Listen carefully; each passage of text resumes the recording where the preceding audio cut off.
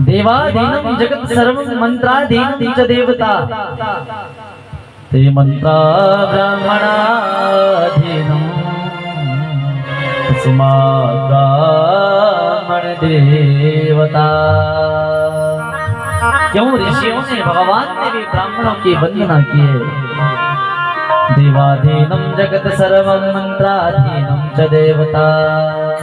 ये संसार महाराज किसके अधीन है? किसके अधीन है ये संसार? अधीन माने संसार को कौन चला रहा है? भगवान। देवाधीनं जगत् सर्वं मंत्राधीनं च देवता। लेकिन वो मंत्र महाराज किसके अधीन? वो भगवान किसके अधीन है? मंत्रों के अधीन। अच्छा, वो मंत्र कहाँ मिलते होंगे? ते मंत्रा ब्राह्मणाधीनो। वो मंत्र किसके पास है? ब्राह्मणों के पास। इसीलिए भगवान ने कहा है ब्राह्मणों से मुखमाशीद बाहु राजन्यः। आपने यदि ब्राह्मण को मालपुआ खिला दिया ना तो भगवान महाराज प्रसन्न है। हाँ, क्योंकि भगवान स्वयं कहते हैं। और वो मंत्र यदि किसी के पास है तो वो ब्राह्मणों के पास है। इसलिए तस्मात् ब्राह्मण देवता। इसलिए ब्राह्मण को हमेशा पूजनीय वंदनीय कहा है।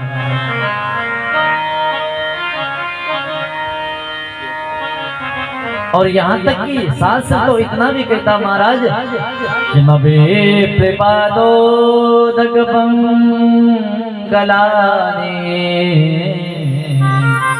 नभे शास्त्रार्थनिकर्जितानि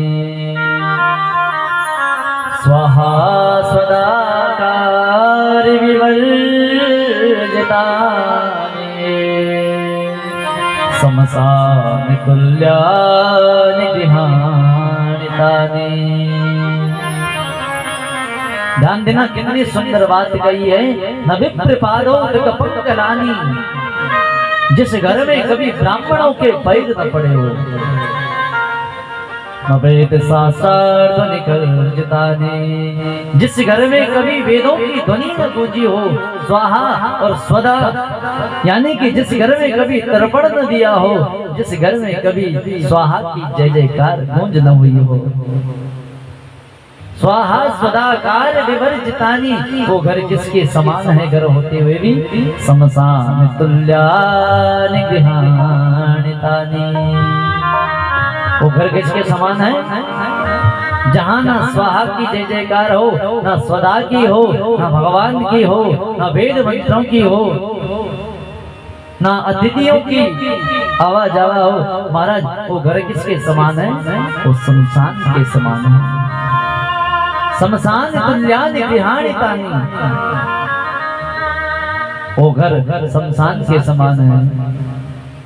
इसलिए वेदों ने ब्राह्मणों की स्तुति, भगवान ने भी ब्राह्मणों की वंदना की है। लेकिन एक चीज है, यदि ब्राह्मणों की वंदना की है ना तो ब्राह्मणों के लिए भी कुछ नियम है महाराज। ऐसा नहीं है कि ब्राह्मणों के लिए नियम नहीं है। ब्रह्म को जानने वाला ब्राह्मण कैसा होना चाहिए?